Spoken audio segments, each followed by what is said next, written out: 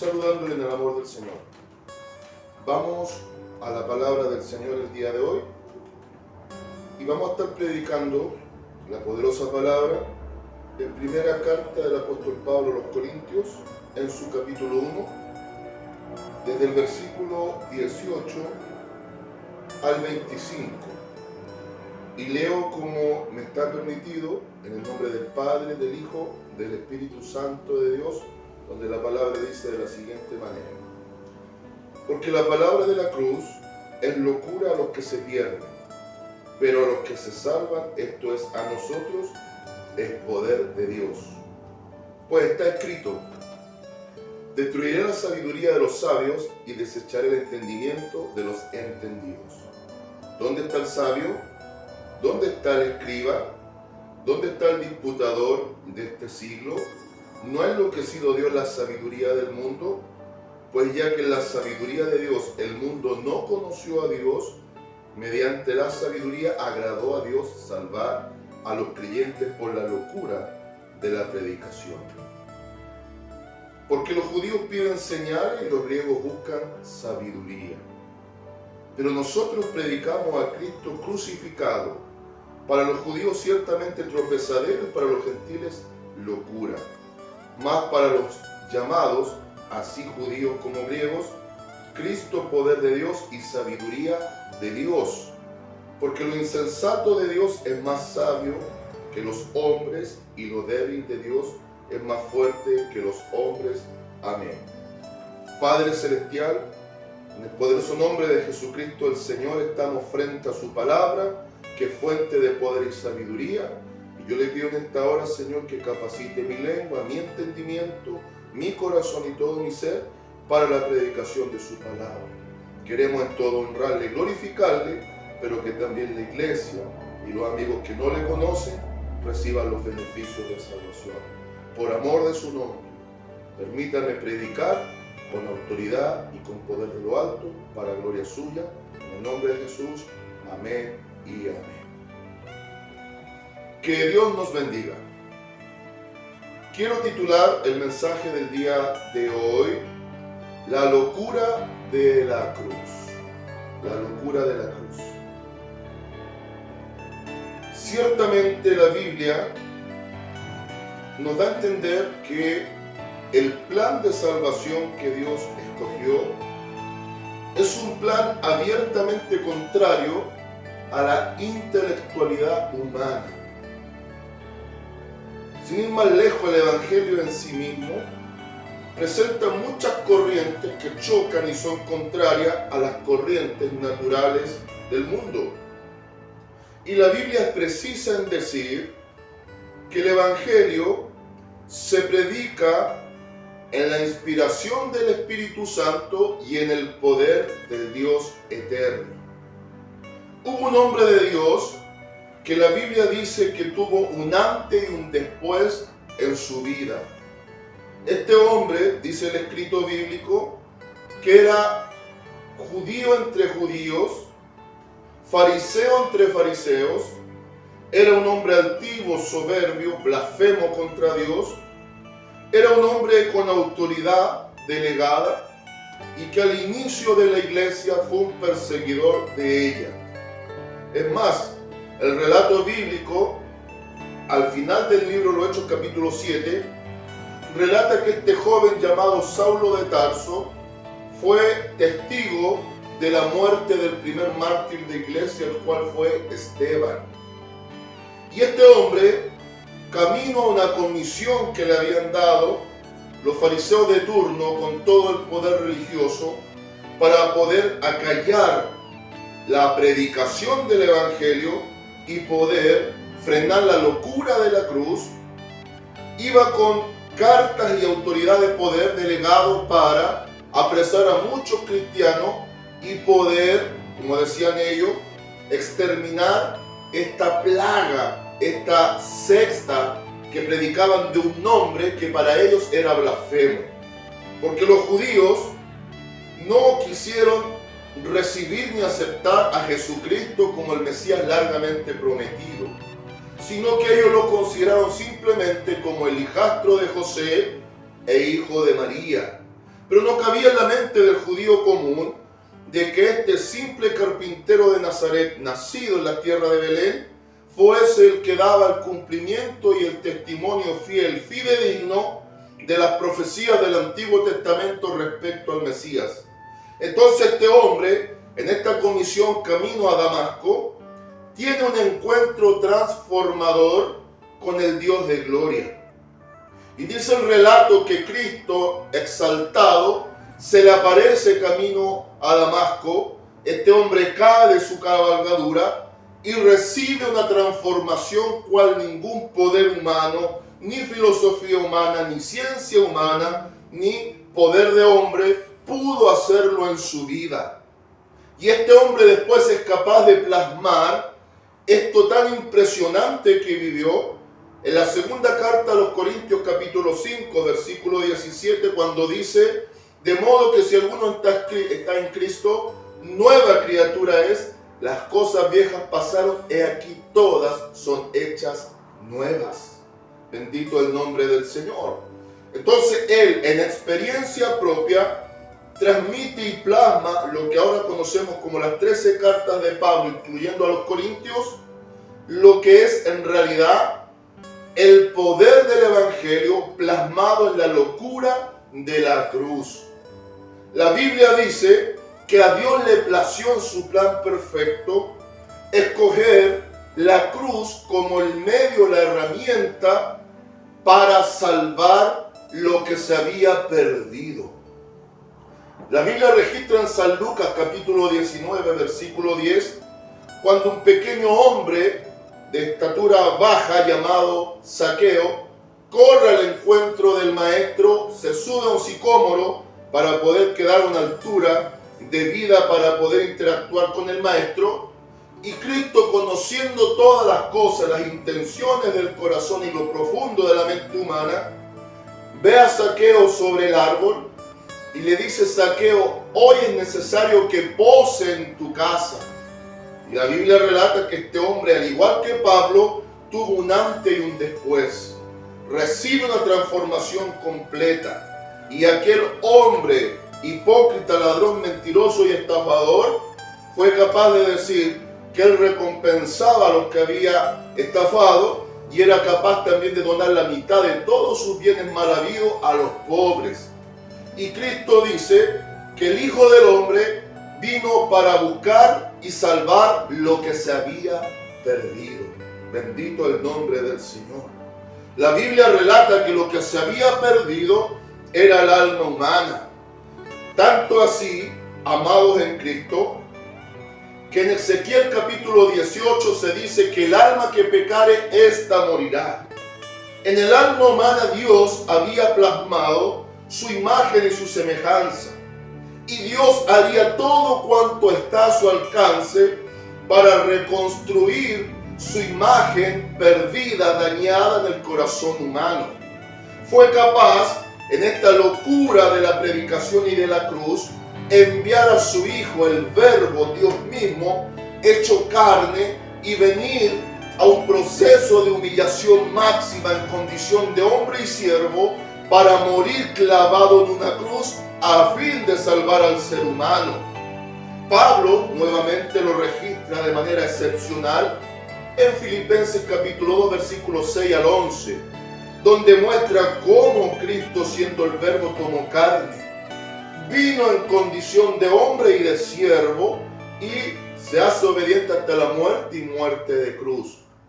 Y finalmente, después de su resurrección, caminando 40 días con sus discípulos y siendo exaltado a la gloria, fue entronizado como el Rey de Reyes, Señor de Señores y Dios de dioses. Y único camino, conducto, vida y eternidad para con el Padre. San Juan 14:6 lo dice. Cristo textualmente hablando: yo soy el camino y la verdad y la vida. Nadie viene al Padre sino por mí.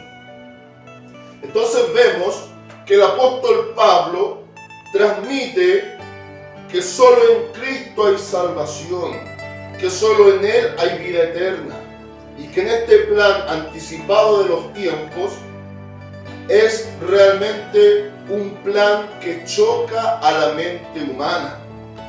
¿Qué dice el hombre común, el hombre natural? Que el éxito está ligado a la cantidad de triunfos que obtengamos. Y por lo general se siente el hombre poderoso cuando es capaz de dominar a través de la fuerza. Pero hubo uno que siendo Dios se hizo hombre y habitó entre nosotros sin dejar de ser Dios, pero al mismo tiempo siendo 100% hombre, que demostró lo opuesto. Él, desde la humildad, mostró la grandeza. Desde la pequeñez en servidumbre demostró la grandeza del servicio. Y que al mismo tiempo, muriendo en debilidad, su cuerpo totalmente desfigurado por los golpes y derramando su sangre gota a gota por amor a la humanidad, demostró que en la peor debilidad y en el peor de los tormentos fue cuando el Dios de gloria se hizo el más grande y el más poderoso para salvación de todo aquel que pone la fe en Cristo y su obra de la cruz. Bendito el nombre del Señor. Ahora vamos directamente a los versículos que corresponden para el mensaje del día de hoy. Por esto Pablo, en esta primera carta a los Corintios, en su capítulo 1, desde el versículo 18 al 25, declara y dice que Cristo es poder y sabiduría de Dios. Dios en su poder demostró grandeza en medio de la debilidad. Dios en su sabiduría fue contra las corrientes del pensamiento humano, donde por medio de un sacrificio terrible, de una muerte horrenda y de la capacidad de Cristo de ponerse en nuestro lugar, muriendo de una forma terrible, se obtuvo la máxima victoria, eterna y gloriosa victoria, donde muchos dioses falsos exigen sacrificio y hay quienes se los otorgan. El Dios único y verdadero fue capaz y suficiente de hacer un sacrificio especial, Él, a favor de la raza humana. Yo quiero que usted vea la diferencia en el comparativo. Falsos dioses e ídolos siempre han exigido sacrificio. Y en todos los tiempos y las culturas vemos a hombres ofreciendo sacrificio, incluso humanos, víctima inocente, a sus deidades.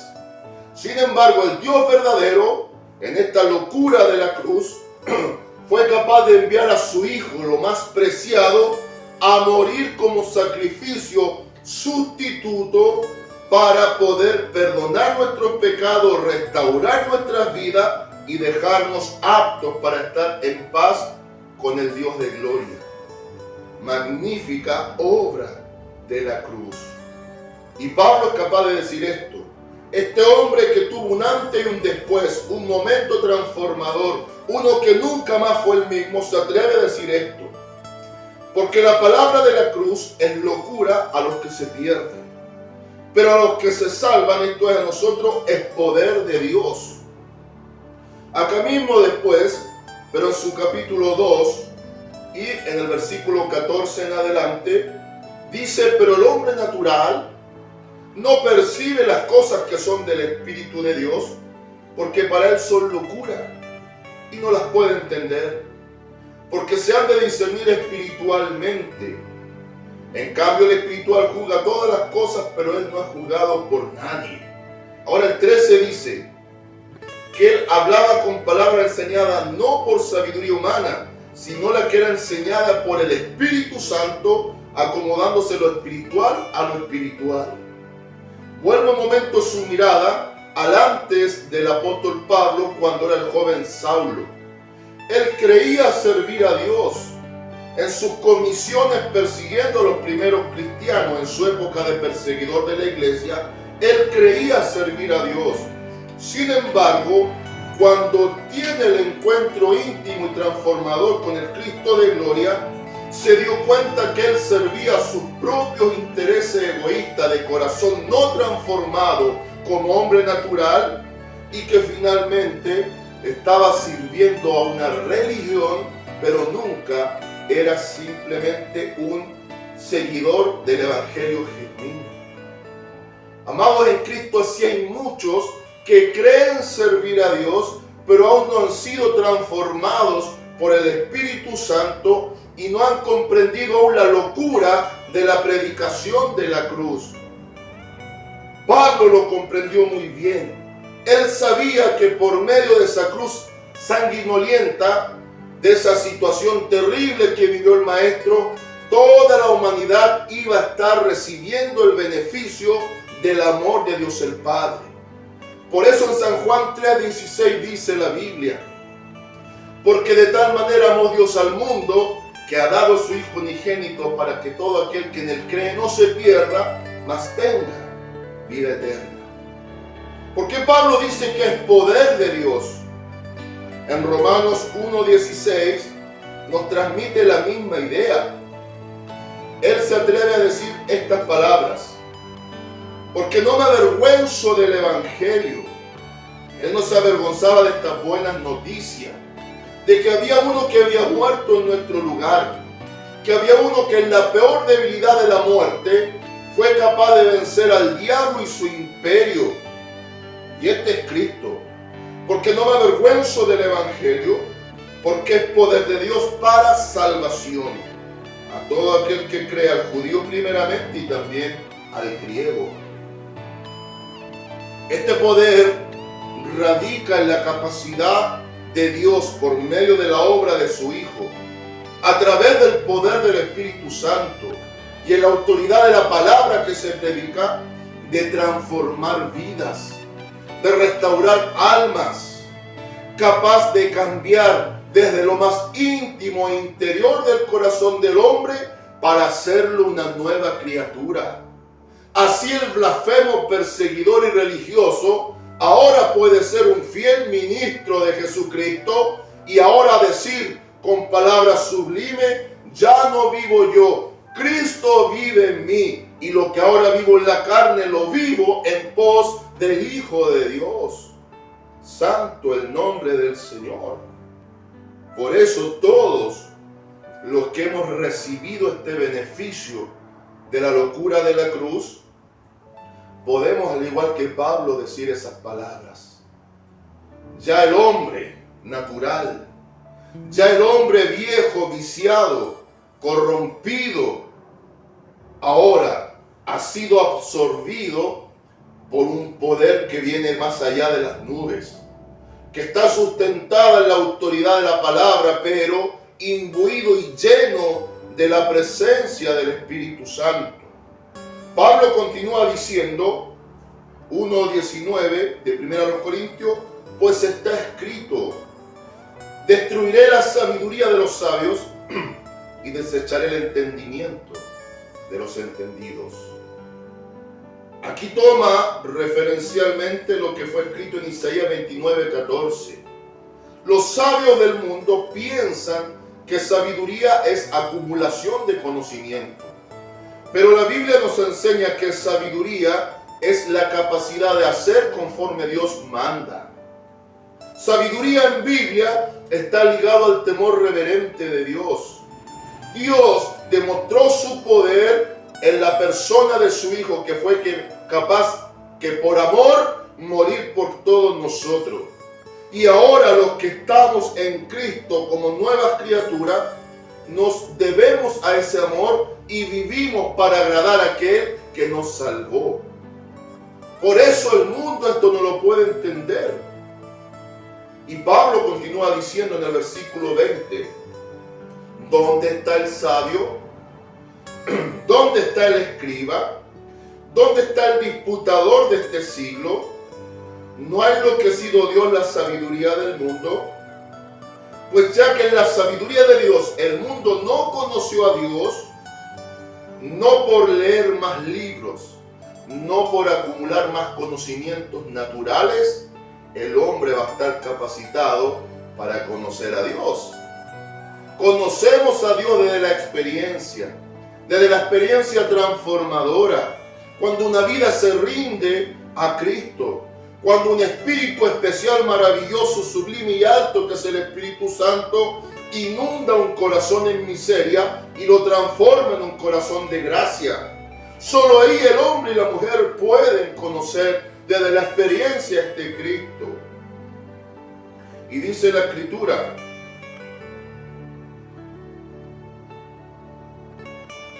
agradó a Dios salvar a los creyentes por la locura de la predicación. ¿Cómo el mundo no va a pensar que esto es locura? Si le decimos que uno que muere fue capaz de dar vida, que uno que en debilidad máxima triunfó sobre el fuerte, que uno que siendo Dios no le importó despojarse de todo por amor del humano, vino a esta tierra a cumplir con una misión tremenda. El mundo siempre mide el éxito en triunfos, mide nuestra capacidad en cuanto poseemos o tenemos. El mundo dice: logra tus metas, llega a lo máximo sin importar a quien tengas que dejar tendido en el camino. El sabio del mundo también dice que el fin va a justificar los medios. No importa que uses medios ilegítimos con tal de lograr tu meta. Cristo enseñó totalmente lo opuesto. Enseñó que tanto el medio como el fin son importantes. Usar medios lícitos para obtener metas lícitas. Enseñó que perdiendo ganamos. Él fue capaz de decir que aquel que pierda su vida por su causa hallará la vida eterna. Mas el que quiera guardar su vida natural perderá su vida eterna. No cabe en la mente natural esta tremenda revelación del cielo. Ahora bien, mucha atención acá, porque los judíos piden señales y los griegos buscan sabiduría. Los judíos, como dice San Juan 1:11, rechazaron a Cristo, no lo aceptaron. Pero esto era parte de la locura de la predicación de la cruz, porque era necesario que el propio pueblo de Dios rechazase a Cristo para que nosotros, gentiles, hombres y mujeres, que no somos judíos por sangre, también alcanzásemos la salvación por medio de esta obra tremenda de la cruz. Y siempre los judíos pidieron señales. Ahí acosaban al maestro los días de su carne y le decían: muéstranos señal para creer que tú eres el Mesías, el Cristo profetizado. Mas él le dijo: generación incrédula y mala, ¿cuánto tiempo más tendré que soportarlo? Solo le dejaré una señal. Así como Jonás estuvo 3 días y 3 noches en el vientre del gran pez, así es necesario que el Hijo del Hombre esté 3 días y 3 noches en lo profundo del corazón de la tierra. ¿Qué estuvo haciendo Cristo en los momentos que su cuerpo estaba en el sepulcro? Él estaba arreglando y restaurando todas las cosas.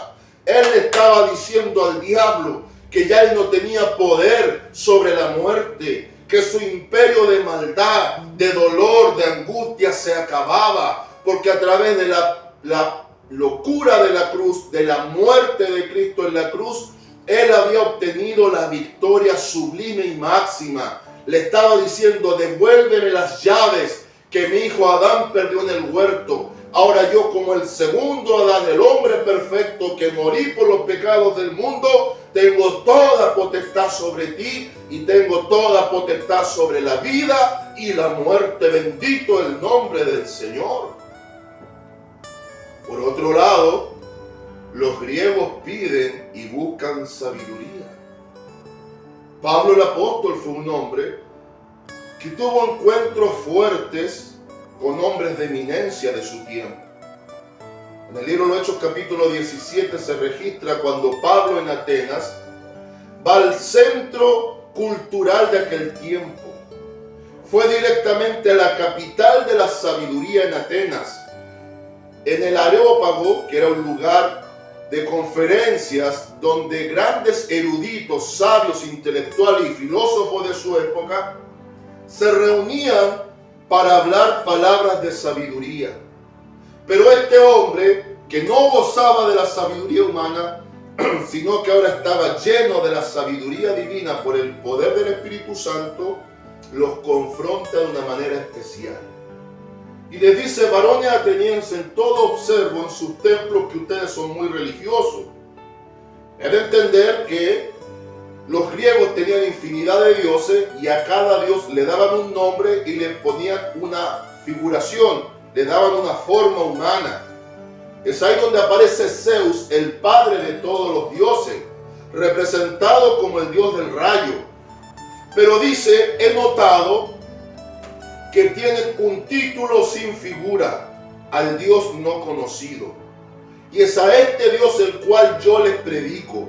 Y les comienza a hablar que de una primera pareja, de una primera unidad doble de seres humanos, Dios hizo todos los linajes de la tierra. Y les comienza a predicar la locura de la cruz en base al Dios glorioso que creó el género humano, le dotó con inteligencia, le capacitó como ser moral y espiritualmente responsable, y que ahora por medio de Cristo Él estaba reconciliando la criatura rebelde con el Dios creador amoroso que los espera para estar en paz con ellos.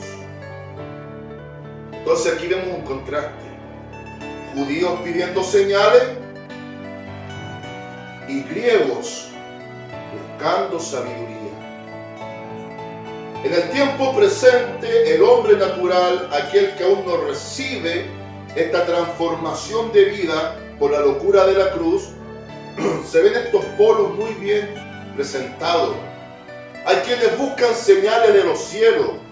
Hay quienes llevan toda su vida buscando señales del espacio exterior para hacer contacto con vida extraterrestre. Están también los hombres de ciencia, que ellos satisfacen su necesidad de Dios en busca de la excelencia del conocimiento.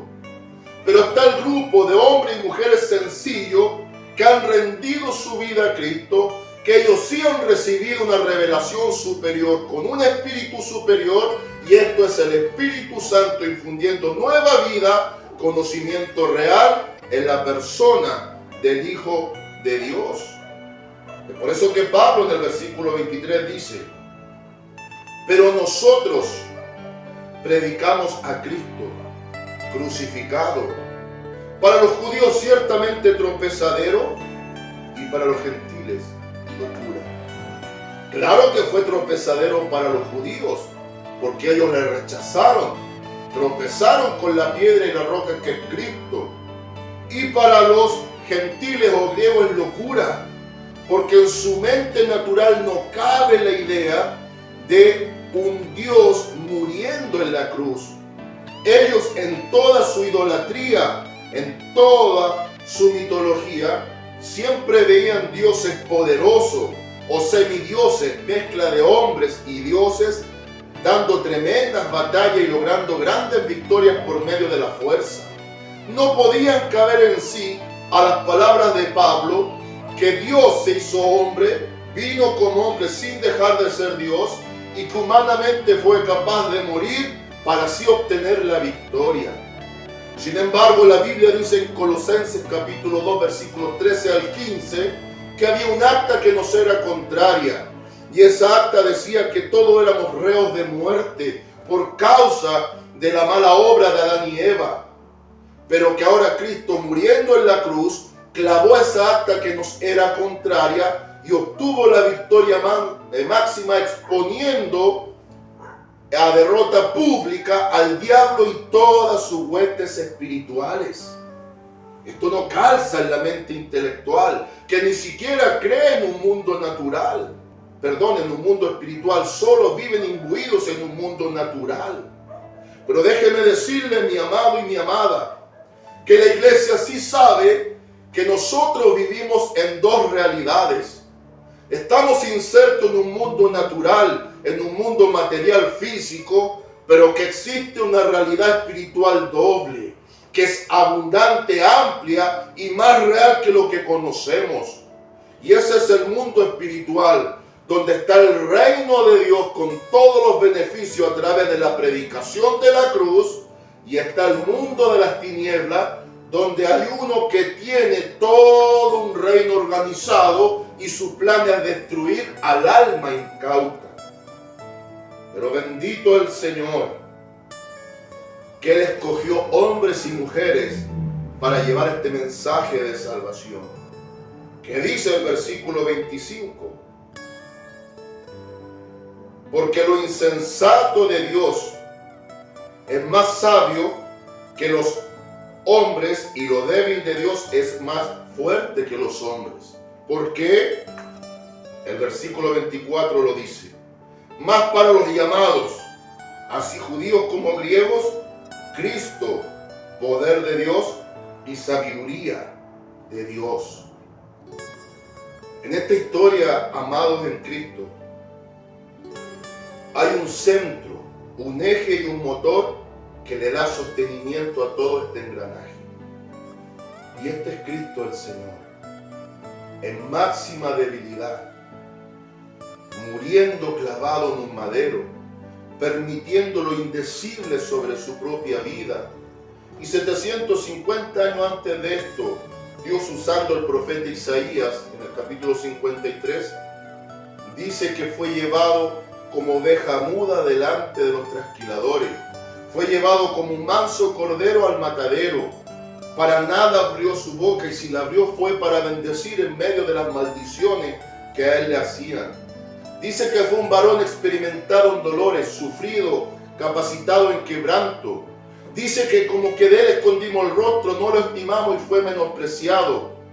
Dice también que el castigo de nuestra paz fue sobre él, que su cuerpo fue lacerado, fue acribillado por el látigo romano y fue capaz de ser molido por causa de nuestros pecados. Pero dice la bendita palabra que por sus llagas, por sus heridas, nosotros, la humanidad pecadora, fuimos curados. Bendito el nombre del Señor. Esto el mundo natural no lo puede entender. Son tiempos de existir, son tiempos de competencia, son tiempos de falsa imagen y demostración de lo que no somos. Pero lo más auténtico es hablar de aquel que, siendo todo, fue capaz de dejarlo todo. Aquel que es el Dios de gloria fue capaz de encarnar y venir a salvarnos. Y Cristo no fue un semidios como los griegos presentaban a sus semidioses. Un semidios es un ser humano, mitad hombre y mitad Dios. No, no, no. En esta locura de la predicación de la cruz, mi Cristo, el Cristo de gloria, es 100% Dios y al mismo tiempo 100% hombre. ¿Cómo el mundo va a entender de este ser especial que se